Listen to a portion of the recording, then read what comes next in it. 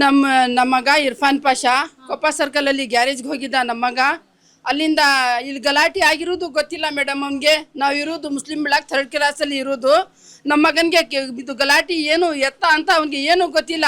ಅವ್ನಿಗೆ ಅಲ್ಲಿ ಗಲಾಟೆ ಐತದೆ ಬಾಗಿಲು ಹಾಕ್ಬಿಡಿ ಅಂತ ಯಾರೋ ಹೇಳ್ದಿದ್ಕೆ ಅಲ್ಲಿ ಅಂಗಡಿಯವರು ಬಾಗಿಲು ಮುಚ್ಚಿಬಿಟ್ಟು ಹೋಗಪ್ಪ ನಿನ್ನ ಮನೆಗೆ ಅಂತ ಹೇಳ್ದಿದ್ಕೆ 9:30ಗೆ ನನ್ನ ಮಗ ಮನೆಗೆ ಬಂದಿರೋದು.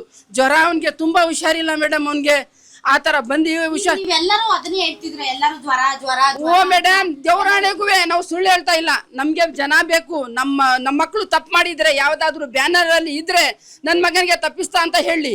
ಇರ್ಫಾನ್ ಪಾಷಾ ಅವ್ರ ತಂದೆ ಇಲ್ಲ, ಲೇಟು. ಇರ್ಫಾನ್ ಪಾಷಾ ಎಷ್ಟು ಜನ ಇದ್ದಾರೆ ಅದ್ರಲ್ಲಿ?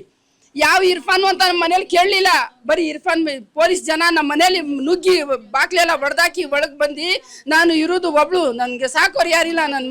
ನನ್ನ ಮಗಳಿಗೆ ಹುಷಾರಿಲ್ಲ, ಚಾಮುಂಡಿಲಿ ತೋರಿಸ್ತಾ ಇದ್ದದ್ದು.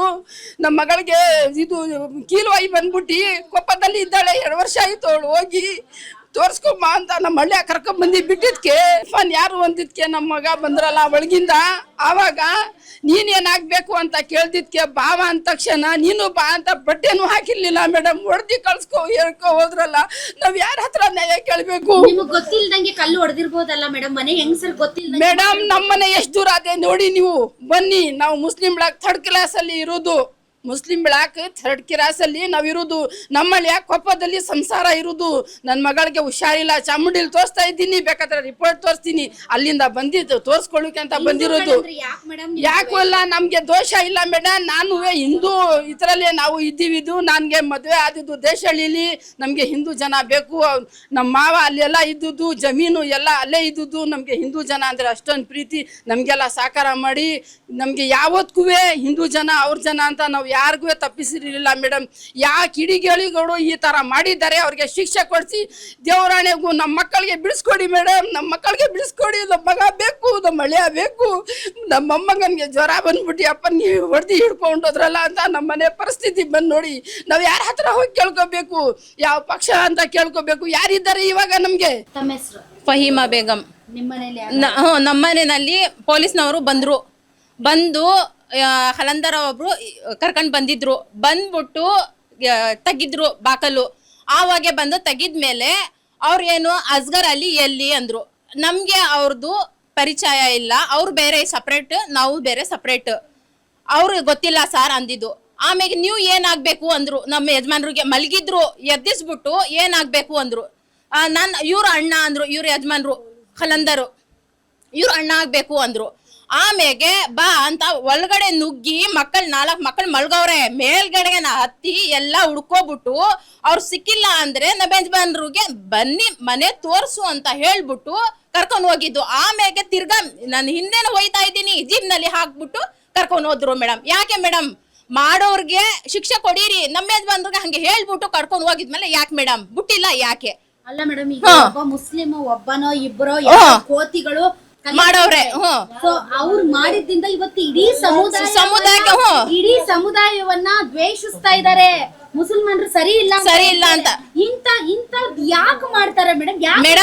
ಯುವಕರಲ್ಲಿ ಅಂತದ್ ತುಂಬ್ತಾ ಇರೋರು ಯಾರು ಮೇಡಮ್? ಯಾರು ತುಂಬ್ತಾ ಇರೋದು ಗೊತ್ತಿಲ್ಲ ಮೇಡಮ್. ಅವ್ರಿಗೆ ಯಾರು ಮಾಡವ್ರೆ ಅವ್ರಿಗೆ ಶಿಕ್ಷೆ ಕೊಡಿರಿ. ನಮ್ ಯಜಮಾನ್ರು ಕೆಲ್ಸ ಇಲ್ಲ ಅಂದ್ರೆ ಬೆಳಗ್ಗೆಯಿಂದ ಮೋರಿ ಕೆಲ್ಸ ಮಾಡ್ತಾವ್ರೆ. ಅವ್ರು ಬೇಕಾದ್ರೆ ಅವ್ರಿಗೇನು ಕೇಳ್ಕೊಳ್ಳಿ. ಬೆಳಗ್ಗೆಯಿಂದ ಸಾಯಂಕಾಲ ಗಂಟು ಮನೆಯಲ್ಲಿ ಇದ್ದಿದ್ದು. ಕೆಲ್ಸ ಇಲ್ಲ ಅಂದ್ರೆ ಮನೆಯಲ್ಲಿ ಇರ್ತಾರೆ. ಒಂದ್ ಟೀ ಕುಡಿಯಕೇನು ಸರ್ಕಲ್ಗೆ ಹೋಗಲ್ಲ ನಮ್ಮ ಯಜಮಾನ್ರು. ಈಚೆನೂ ಬರಲ್ಲ. ನಿಮ್ ಜನನು ಅವ್ರೆ ಅಕ್ಕಪಕ್ಕ. ಬೇಕಾದ್ರೆ ಕೇಳ್ಕೊಳ್ಳಿ. ಕೇಳ್ಬಿಟ್ಟು ಆಮೇಲೆ ನಿರ್ಧಾರ ತಗೊಳ್ಳಿ ಅಂತೆ. ಈ ತರ ಬೇರೆ ಧರ್ಮದ ಬಗ್ಗೆ, ಬೇರೆ ಕೋಮಿನ ಬಗ್ಗೆ ಕೆಟ್ಟ ಭಾವನೆ ತುಂಬವ್ರನ್ನ ಏನ್ ಮಾಡ್ಬೇಕು ಅಂತ ಹೇಳಿ ಅವ್ರು ಮಾಡ್ತಾರಲ್ಲ ಅವ್ರಿಗೆ ಶಿಕ್ಷೆ ಕೊಡಿ ಮೇಡಮ್. ಯಾರು ಅವ್ರಿಗೆ ಕಾನೂನಿಂದ ಏನ್ ಶಿಕ್ಷೆ ಕೊಡ್ತಾರೆ ಅವ್ರಿಗೆ ಕೊಡಿರಿ ಮೇಡಮ್.